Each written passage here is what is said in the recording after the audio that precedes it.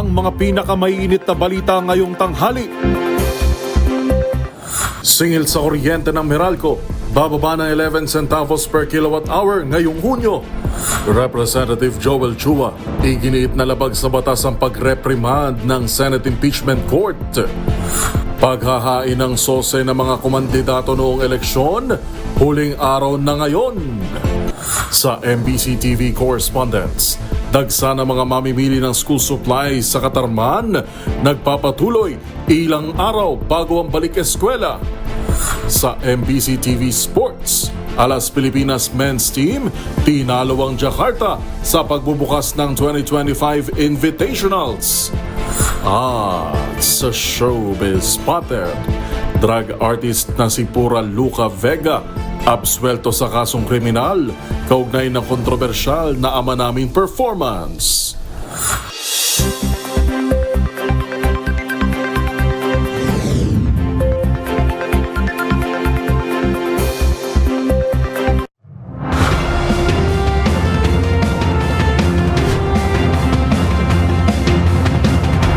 Bawat balita, makabuluhan. Bawat kwento, makapangyarihan. Boses ng Pilipino para sa Pilipino. Live mula sa MBC TV Studio. MBC TV Network News.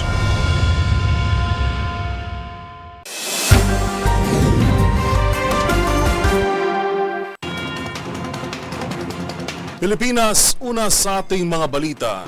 Good news po sa mga customer ng Meralco. Bagyang bumaba ang singil ng Manila Electric Company o Meralco ngayong June billing. Ayon sa Meralco, 11 centavos ang bawas singil dahilan para bumaba sa 12 pesos and 16 centavos per kilowatt hour ang kabuang rate ngayong Hunyo, mula 12 pesos and 26 centavos per kilowatt hour noong isang buwan. Ibig sabihin, katumbas po yan ng 22 pesos na bawas singil para sa kabahayan na kumukonsumo ng 200 kilowatt per hour o kilowatt hour, habang ang mga kabahayan na kumukonsumo ng 300 kilowatt per hour ay may bawas singil na 32 pesos, 43 pesos para sa mga kumukonsumo ng 400 kilowatt hour at 54 pesos na bawas sa mga kumukonsumo ng 500 kilowatt hour. Pangunahing sanhi umano ng bawas singil sa kuryente ng Meralco ang mababang generation charge.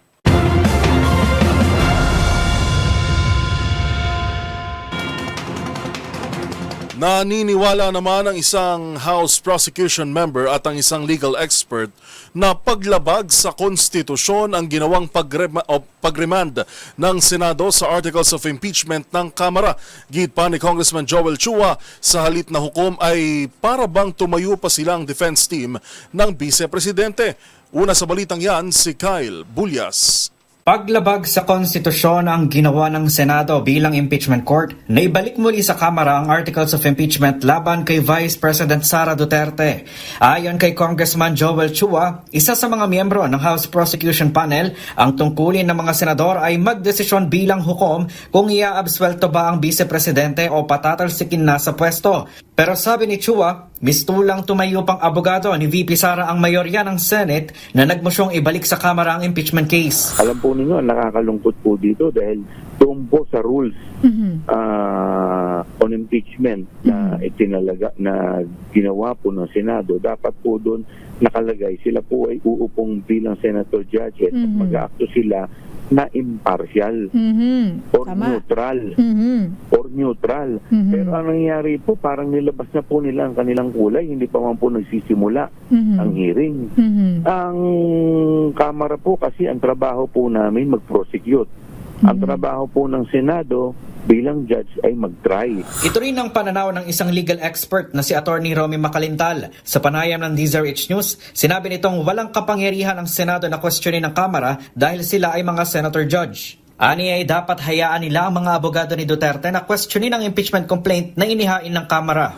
Kung gusto ni Vice President na gamitin yan bilang argumento, then let Sara use that as part of her defenses. Pero hindi para sa mga senador na sila ay parang nag-aabogado para kay Sara. Sila ay naroon para sila ay maging huwes. Saan ka nakakita ng isang huwes na siya mismo magpapail ng motion sa kanyang sariling korte at siya mismo ang magdi-decide ng kanyang motion? Hindi ba malaking kalokohan yan? Sabi pa ni Makalintal, nalimutan ng Senado na pasagutin si VP Sara na siyang una umano nilang dapat na ginawa, kaya ngayon, lalo lamang umanong tatagal ang proseso ng impeachment. Nagugat ito sa motion ni Senator Bato de la Rosa na ipadismiss na ang kaso, pero inamyendahan ito ni Senator Alan Peter Cayetano at sinabing ibalik na lang ito sa Kamara dahil sa mga usaping kailangang bigyang linaw. 18 senador ang pumabor dito, habang tinutulan naman ito ni na Senator Coco Pimentel, Senator Risa Hontiveros, Senator Grace Poe, Senator Sherwin Gatchalian at Senator Nancy Binay. Kasabay nito, naglabas na ng summons ang impeachment court para pasagutin ang Vice Presidente sa loob ng 10 araw. Sa ngayon, pinag-uusapan pa ng House Prosecution Panel ang susunod nilang mga hakbang. Para sa MBC TV Network News, ito si Kyle Bulias ng DZRH, una sa Pilipinas, una sa Pilipino.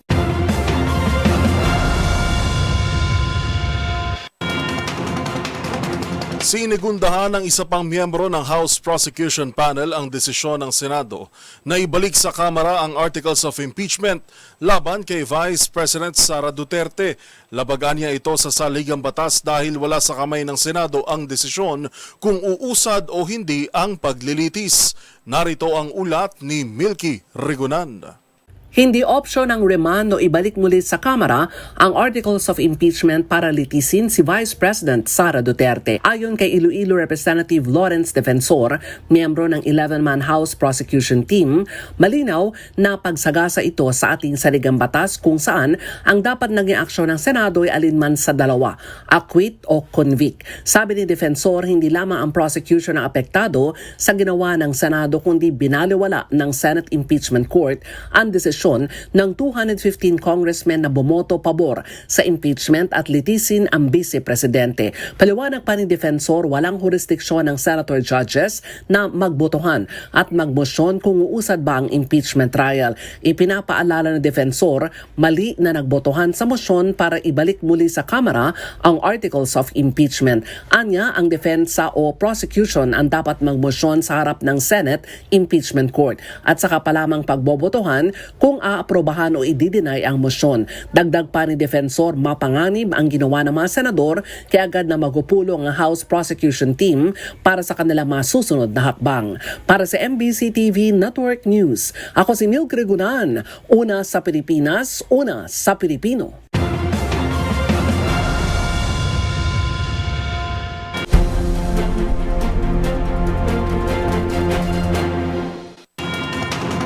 Sa iba pang balita, nasalpok ng isang trailer truck ang mga poste ng kuryente at isang nakaparadang van sa Barangay Potrero sa Malabon matapos umano nitong mawala ng preno. Ang mga detalye ihahatid ni Edwin Duque.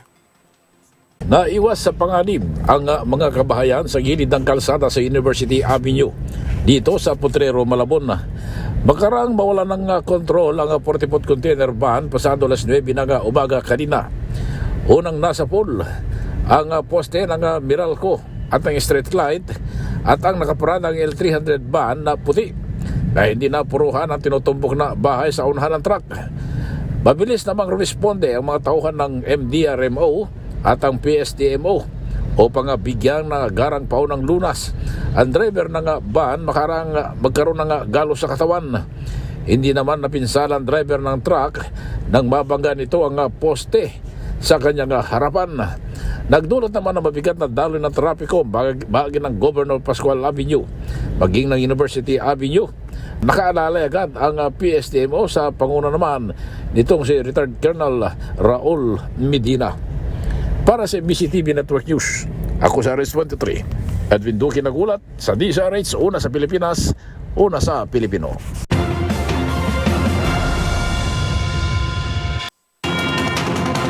Samantala, huling araw na ng pagsusumite ng Statement of Contributions and Expenditures o SOSE. Pero wala pa sa kalahati ng mga kumandidato nitong Desisyon 2025 ang nakapagpasa.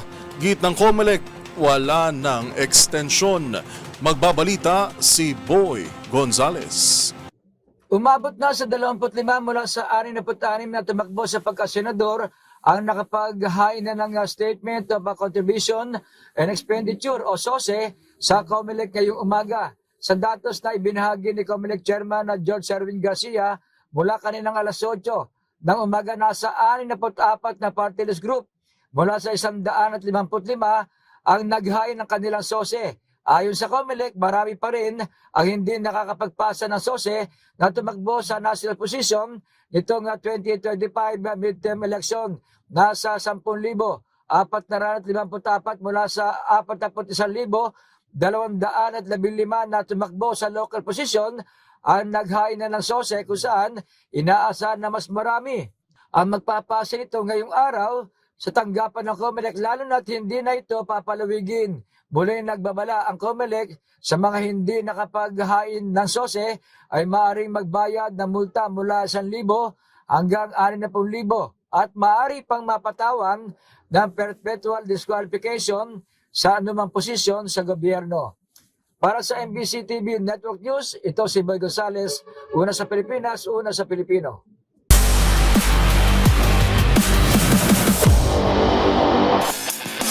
Sa mundo ng volleyball, tinalo ng Alas Pilipinas men's team ang Jakarta sa pagbubukas ng 2025 Alas Pilipinas Invitationals sa Smart Araneta Coliseum. Ito'y bilang bahagi pa rin ng paghahanda ng Nationals sa 2025 FIVB Men's Volleyball World Championships. Narito ang report ni Matchpoint, Meli Borja. Naipanalo ng Philippine Men's National Volleyball Team ang kanilang unang laban sa 2025 Alas Pilipinas Invitationals matapos talunin ang Jakarta Bayangkara Presisi sa 4 na set sa Araneta Coliseum. Pinangunahan ni Louie Ramirez ang Alas Pilipinas sa kanyang 25 points mula sa 21 kills, 3 blocks at 1 ace. Nag-ambag din sila Steve Rotter with 14 points at Michael Obudin with 11 points, habang nakinabang din ang kupunan sa late game impact ni UAAP MVP Ken Batas. Natalo ang Pilipinas sa set 2 kahit may 4 na puntos na kalamangan at nabigyan ng pagkakataon ng Indonesian squad na itulak sa extension ang set. Gayunman, bumawi agad ang Alas sa ikatlong set sa pamamagitan ng hit ni Rotter. Pagdating sa ika-4 na set, si Batas ang naging susi sa panalo. Nagpakawala ng off-the-block hit at block kay Arjuna Mahendra para ilagay ang Pilipinas sa match point. Bahagi ang 3-day tournament ng pagsasanay ng Alas Pilipinas para sa darating na 2025 FIVB Men's Volleyball World Championships na gaganapin sa Pilipinas sa Setyembre. Kasali rin sa invitationals ang South Korea's Hyundai Capital Skywalkers at national team ng Thailand. Para sa MBC TV Network News, ito si Mili Borja ng DZRH TV, una sa Pilipinas, una sa Pilipino.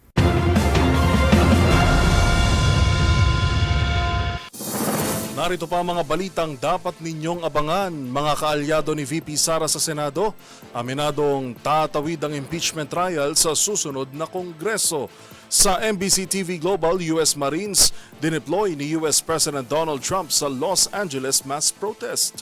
At sa Showbiz Spotted, ang pagbabalik ni na BTS Jimin at Jungkook mula sa military service. Lahat ng yan at iba pa sa pagbabalik ng MBC TV Network News.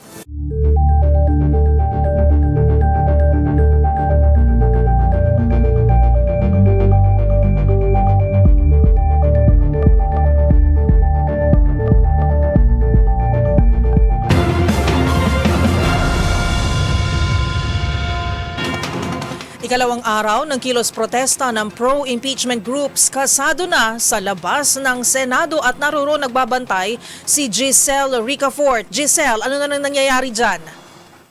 Miss Kay, kasado na nga itong ikalawang araw ng kilos protesta ng mga civil society group at progresibong grupo sa labas nitong Senado para ipanawagan yung kagyat na impeachment o impeachment trial laban kay VP Sara Duterte.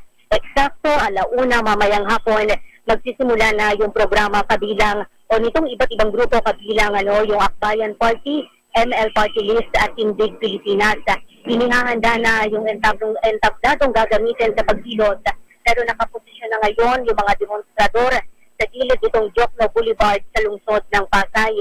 Bitbit yung mga placard at mga tarpaulin tinawag ng Akbayan na isang karuwagan at nakahihiya yung desisyon ng Senado na ibalik yung impeachment complaint laban kay VP Sara sa Kamara de Representantes. Tahasan daw itong pagtataksil sa konstitusyon o sa constitutional duty ng mataas na kapulungan. Inilarawan pa ng grupo na ito daw yung pinakamababa at pinakamadilim na yugto sa kasaysayan ng kapulungan. Bubuhos ngayon yung panakanakang ulan dito sa labas ng Senate building, pero hindi natitinag yung mga grupo at nakaposisyon na nga sa labas nitong gusali. Meron namang mangilan-ngilan na mga nagbabantay na kapulisan sa labas nitong Senado upang tiyakin yung maayos at mapayapang pagsasagawa ng demonstrasyon. Ito si Giselle Ricafort para sa DZRH sa Pilipinas, una sa Pilipino. Maraming salamat, Giselle Ricafort.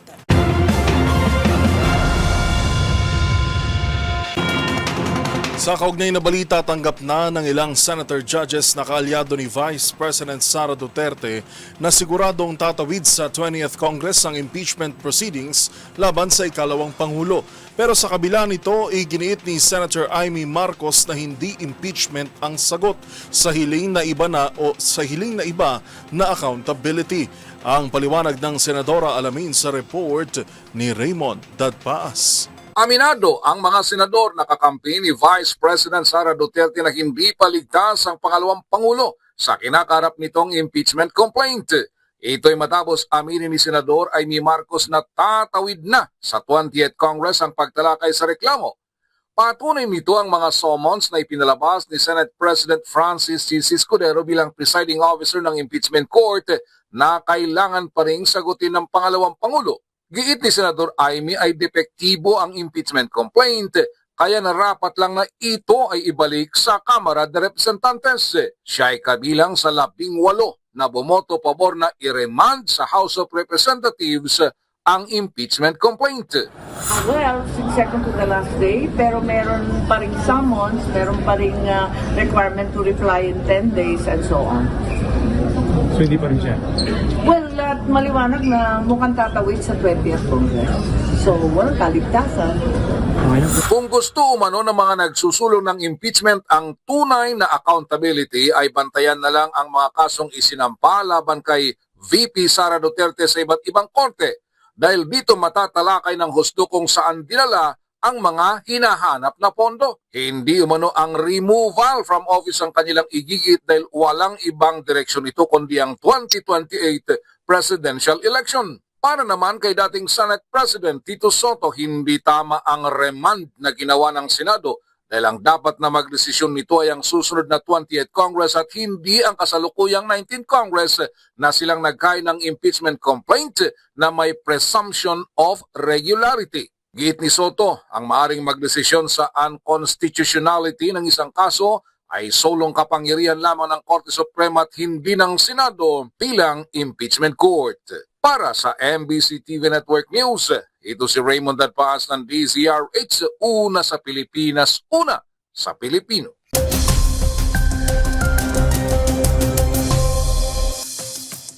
Sa ating ulat panahon, ngayong araw ng Miyerkules, sa tuluyang paglayo ng tropical storm sa ating katubigan, habagat at isang panibagong low pressure area sa silangan ng Quezon ang magpapaulan sa malaking bahagi ng bansa. Posibleng makaranas ng monsoon rains o malakas na pagbugso-bugsong ulan ang Zambales, Bataan at Occidental Mindoro, batay na rin sa pinakahuling rainfall advisory ng Pag-asa. Habang magdadala naman ito ng katamtaman hanggang sa malakas na buhos ng ulan sa Metro Manila, Calabarzon, nalalabing bahagi ng Central Luzon at Mimaropa, kasama na rin ang Visayas, pati Davao at Caraga sa Mindanao. Nagbabala rin ng Pag-asa na bukas, araw ng Kalayaan, ay mataas ang tsansa ng ulan sa Luzon at Metro Manila. Kung kayo po ay may lakad o outing kasama ang pamilya ngayong long weekend, huwag pa rin kalimutang magbaon ng payong. Sa ngayon, mababa ang tsansa na maging bagyo ang bagong low pressure area.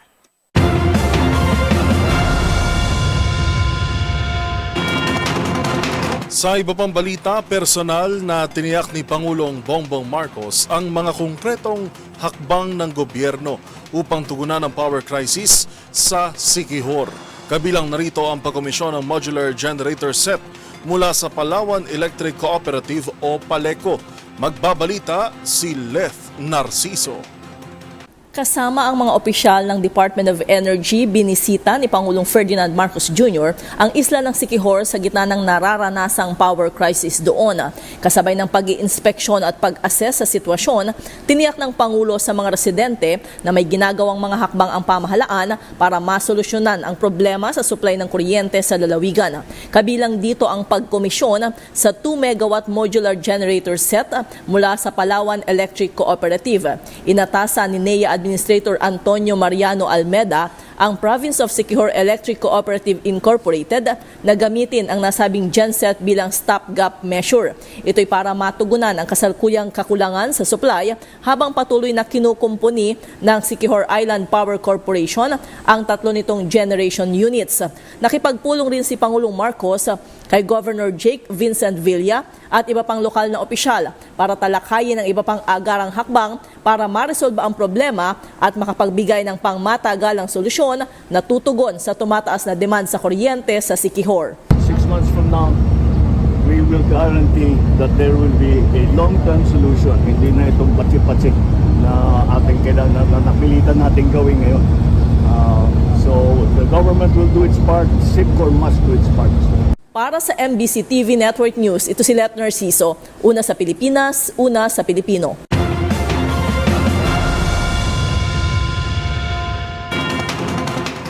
Samantala, ilalaban ni Agriculture Secretary Francisco Tiu Laurel Jr. sa papasok na Kongreso ang pagbabalik ng regulatory powers ng National Food Authority o NFA. Giit ng kalihim, makatutulong ito upang mapanatiling stable ang presyo at supply ng bigas sa bansa. Ang balitang yan sa pagtutok ni Val Gonzalez.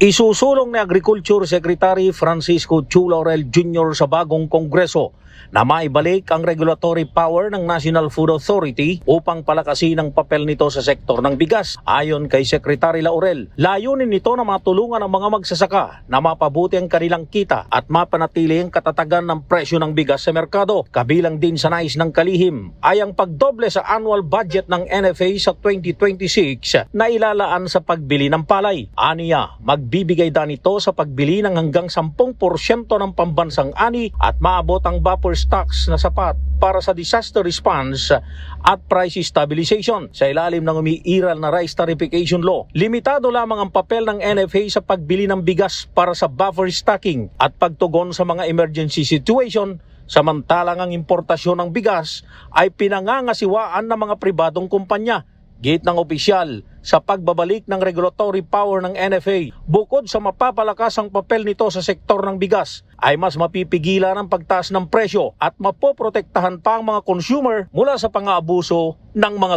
ganid na negosyante. Para sa MBC TV Network News, ako si Val Gonzalez, DZRH, una sa Pilipinas, una sa Pilipino.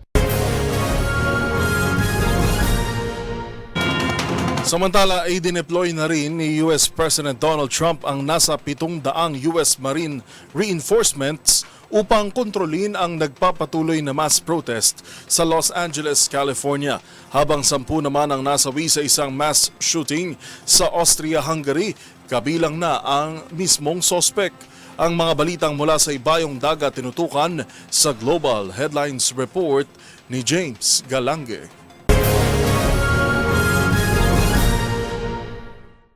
Balita mula sa Amerika, dumating na rin ang nasa 700 US Marines sa Los Angeles para kontrolin ang nagpapatuloy na kilos protesta ng mga migrante. Ito rin ay dahil sa tumataas na tensyon dahil sa umano'y authoritarianism ni US President Donald Trump ukol sa mga pulisiyang ipinatutupad nito. Ngunit giit ni Trump, ang nangyayari ngayon sa Los Angeles ay isaan niyang full-blown assault sa kapayapaan, seguridad at pagbabanta sa kanilang soberanya. Samantala, umabot na sa mahigit 200 aktivista ang nahuli ng Immigration and Customs Enforcement Division o ICE. Sa iba pang balita, isang mass shooting naman ang naganap sa isang secondary school sa Graz, Austria, kung saan naabot sa 10 katao ang nasawi at 12 naman ang sugatan. Kabilang sa mga nasawi ay ang 21-year-old suspect na hinihinalang nagpakamatay matapos ang mga nangyaring pagpaslang. Ayon sa mga otoridad, dating estudyante ng naturang paaralan ng suspect ngunit hindi pa tukoy ang motibo ng krimen. Na-recover naman ang 2 baril, isang long gun at isang handgun na parehong legal na pagmamayari ng suspect. At yan naman nakalap nating balita mula sa iba't ibang panig ng mundo. Para sa MBC TV Network News,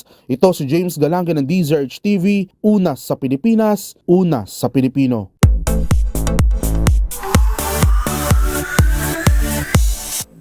Damang-dama na talaga ang nalalapit na reunion ng global supergroup na BTS. Kaninang umaga kasi, na-discharge na rin sa kanilang military service ang BTS members na sina Jungkook at Jimin. Habang sa mundo naman ng P-pop, ngayong araw ipinagdiriwang naman ng Nation's girl group BINI ang kanilang 4th debut anniversary. Para sa balitang K-pop at P-pop, narito si Showbiz Angel. Jungkook are finally home! Na-discharge na rin sa kanilang military service ang BTS members na sina Jimin at Jungkook.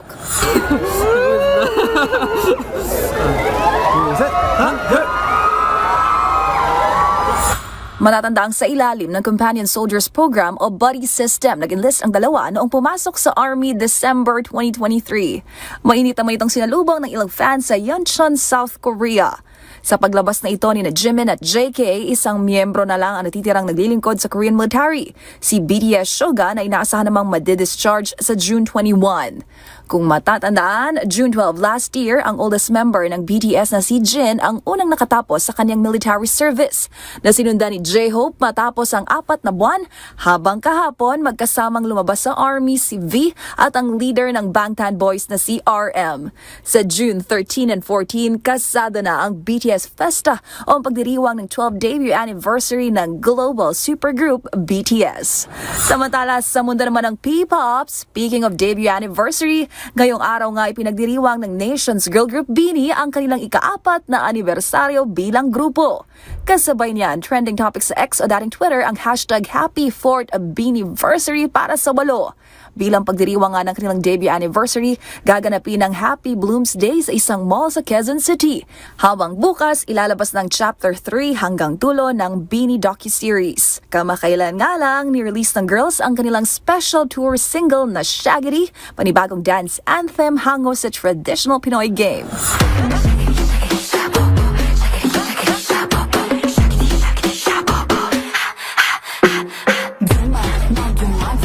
Sa ngayon, abala sina Aya, Colette, Maloy, Gwen, Stacy, Mika, Joanna at Sheena sa kanilang BINIverse World Tour.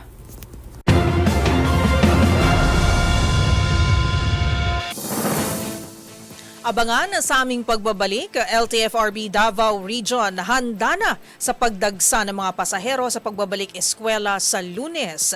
Sa MBC TV Sports, balikan ang laban ng Pilipinas at Tajikistan sa AFC Asian Cup Qualifiers.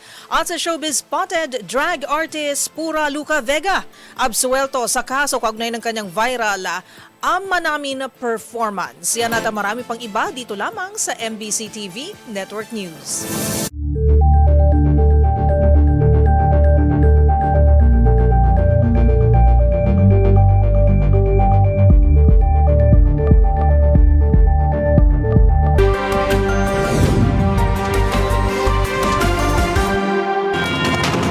Sa pagpapatuloy ng ating balitaan, ilang tulog bago ang balik eskwela sa Lunes, dagsa na ang mga mamimili ng school supplies sa Katarman sa Northern Samar.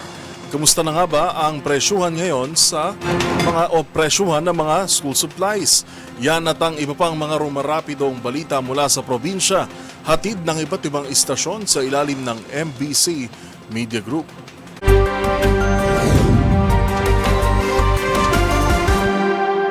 Dagsa na sa mga mamimili ng school supplies sa mga tindahan ng Katarman paghahanda para sa nalalapit na pasukan. Walang ipinatupad na diskwento caravan sale ang DTI sa presyo ng mga bilihin sa nasabing mga school supplies, ngunit ayon sa nasabing opisina, sa kanilang monitoring ay walang namumonitor na pagtaas ng presyo at pasok sa suggested retail price. Walang kinumpirma ang DTI ng pagkukulang ng supply sa kabila ng sitwasyon ng San Juanico Bridge at marami ang tindahan na pagpipilian. Inaasahan ng mga nilang araw bagang pasukan ay mas dadami pa ang pagdagsa ng mga mamimili na hahabol sa pagbili ng nasabing mga school supplies. Mula sa MBC Network News, Arts34 Jane Galit Bantayan, una sa Pilipinas, una sa Pilipino. Balita mula sa Davao City, inihanda na ng Land Transportation Franchise Franchising and Regulatory Board o LTFRB Region 11 ang mga hakbang upang tugunan ang inaasahang pagdami ng mga pasahero sa muling pagbubukas ng klase. Ayon kay LTFRB 11 Regional Director Nonito Llanos, nakipag-ugnayan na ang kanilang tanggapan sa lokal na pamahalaan ng Davao at sa baga kumpanya ng bus upang matiyak ang sapat na bilang na masasakyan para sa baga pasahero. Dagdag pa ni Llanos, bahagi ng kanilang preparasyon ang papapalabas ng mga bus sa ilalim ng Peak Hours Augmentation Bus Service o PUBS upang masakyan agad ng mga estudyante at ibang pasaherong uuwi o papasok sa paralan at trabaho. Paliwanag ni Llanos, ang bilang ng mga bus na ilalabas ay nakadepende sa assessment ng City Traffic and Transport Management Office o CTTMO base sa aktual na pangailangan ng mga pasahero. Para sa MBC TV Network News, ito si June Suter, una sa Pilipinas, una sa Pilipino. Pinasalamatan ni Pro-1 General Director Police Brigadier General Lo Evangelista ang mga mangingisdang taga-Pangasinan at Ilocos Sur sa pagiging mapagbantay at sa mabilisang pagka-recover ng mga naglutangang sako-sakong shabu na umabot na ang timbang sa 1,038 kilos na may halagang 7,058,400,000 pesos sa karagatan sa Western Pangasinan at sa Ilocos Sur. Nagad ay kinuha ng nasa 56 ng mga mangingisda at nakipag-ugnayan sa kanilang mga barangay official na mabilis na na-turn over sa mga otoridad. Nakasaad sa FB post ng Pro-1 na sinabi ni General Evangelista na ang pagka-recover ng mga kontrabando ay patunay sa maganda at matibay na ugnayan ng kapulisan at mamamayan. Nagpapatuloy pang retrieval operation na ginagawa ng PDEA Regional Office 1, Philippine Coast Guard District Northwestern Luzon, Philippine Navy Northern Luzon Naval Command at National Bureau of Investigation Region 1. Ito si Freddy Pahado, Aris 38, nag-uulat para sa DZRH, una sa Pilipinas, una sa Pilipino. Ikaw ba ay madalas na nakararanas ng pangangalay o pananakip sa iyong mga daliri at kamay? Maaring dulot yan ng labis na paggamit o iba pang mga dahilan, depende sa ating sitwasyon. Ngunit alam nyo ba na may isang ehersisyo na simple at makatutulong na guminhawa ang pakiramdam ng mga ito? Alamin ang tinatawag na finger exercise at iba pa nitong benepisyo sa Expert's Opinion Report ni Rovic Manuel. Nasubukan nyo na bang mag-finger exercise? Isa itong uri ng pag-ehersisyo na tamang-tama para sa mga taong madalas na nangangalay ang mga daliri o kamay dahil sa madalas na pagko-computer, pagmomotor, paghawak ng gadgets at iba pang aktibidad na gumagamit ng kamay at daliri. Ayon sa mga eksperto, bukod sa pagtanggal ng ngalay, nakatutulong din ang regular na pag-ehersisyo ng mga daliri para mapalakas ang kamay, grip, motor skills, flexibility, joint mobility at makaiwas sa mga injury. Bukod pa dito, napapabuti rin ng naturang ehersisyo ang koordinasyon ng mata at kamay, naiibsan ng stress at nagdudulot ng relaxation. Gayun din ang pagpapabuti sa blood circulation at joints at makaiwas sa discomfort para sa mga taong mayroon namang arthritis. Ayon sa Healthline, ilan sa mga finger exercise na maaaring gawin upang maibsan ang ngalay at makuha ang mga benepisyo dito ay ang mga sumusunod. Una na nga dyan ay ang finger extensor stretch, finger abduction 1, finger abduction 2, finger spread, palm presses, finger and hand openers, finger stretches at marami pang iba. Ayon sa mga eksperto, mainam pa rin na matutuhan ng pagsa-self-massage upang maibsan ang ngalay at trigger finger. Paalala rin ng mga eksperto na kumonsulta agad sa doktor kung makaranas ng matinding discomfort o dislocated sa buto sa ating mga kamay at daliri.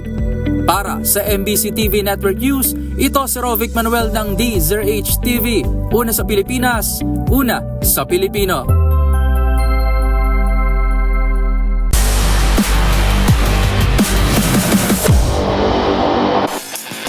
Sa mundo ng football, nauwi sa draw ang laban ng Pilipinas at Tajikistan sa AFC Asian Cup qualifiers na ginanap sa New Clark City Athletic Stadium sa Capas, Tarlac.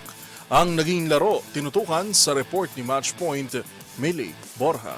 Nakapagtala ng 2 goals si Bjorn Christensen sa pag-angat ng Philippine Men's National Football Team sa 2-2 draw kontra Tajikistan sa AFC Asian Cup qualifiers na ginanap sa New Clark City Athletic Stadium sa Capas, Tarlac. Sa harap ng 10,000 manonood, binasag ni Christensen ang katahimikan sa 28 minute sa pamamagitan ng isang header para sa 1-0 na kalamangan ng Pilipinas. Gayunman, agad namang nakabawi ang Tajikistan. Makalipas lamang ang 2 minuto sa gol ni Mabatshov Shervoni. Nagkaroon ng panibagong lamang ang Tajikistan sa pagitan ng penalty kick ni Omarbev Varvizon sa 42nd minute bago matapos ang unang half. Sa 79th minute, muling umalagwa si Christensen para sa kanyang pangalawang gol at naitabla ang laban sa 2-2. Kasalukuyan ng mayroong 1 win at 1 draw ang Pilipinas sa qualifiers, kung saan ito ang nangunguna sa standing matapos makapagtala ng mas mataas na goal difference sa Tajikistan. Tanging ang top team sa bawat 6 na grupo ang makakaabante sa AFC Asia Cup. At sa mga latest updates sa mundo ng sports.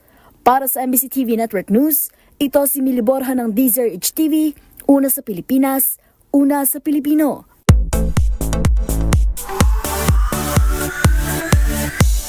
Nanaig ang hustisya. Yan ang pahayag ng drag artist na si Pura Luca Vega o Amadeus Fernando Pahente. Ito'y matapos ipawalang sala ng korte si Pura sa kasong kriminal na isinampa laban sa kanya, kaugnay ng kontrobersyal na pagtatanghal nito ng ama namin noong 2023. Narito ang report. Absuelto sa kasong kriminal ang drug artist na si Pura Luca Vega. Ito'y makaraang ipawalang sala ng Manila Regional Trial Court Branch 184 si Pura o Amadeus Fernando Pahente sa tunay na buhay sa reklamong paglabag sa Article 201 ng Revised Penal Code kaugnay ng Cybercrime Prevention Act. Tungkol ito sa isinampang reklamo ng Hijos del Nazareno Central sa kanyang kontrobersyal na Ama Namin performance noong Hulyo taong 2023. Kasunod ng kanyang pagkakaabsuelto, naglabas naman ng pahayag si Pura Luca Vega sa pamamagitan ng Rainbow Rights Philippines kung saan ito nagsisilbing advocacy officer. Nakasaad dito na alay-anya ng drug artist ang pagkakapanalo sa kaso sa kinabibilangang LGBTQIA+ community. Nagpahayag din ito ng paggalang sa pananampalataya ng lahat, kabilang na raw ang mga nagsampa ng reklamo laban sa kanya. Pero sa kabila nito, naisin daw iparating ni Pura Luca Vega na ang kanilang sining at ekspresyon ay isang esensya niya ng demokrasya at kalayaang magpahayag. Sa huli, nagpaabot ito ng pasalamat sa lahat ng mga tumulong sa kanya at matapang raw nitong masasabing nanaig ang hustisya.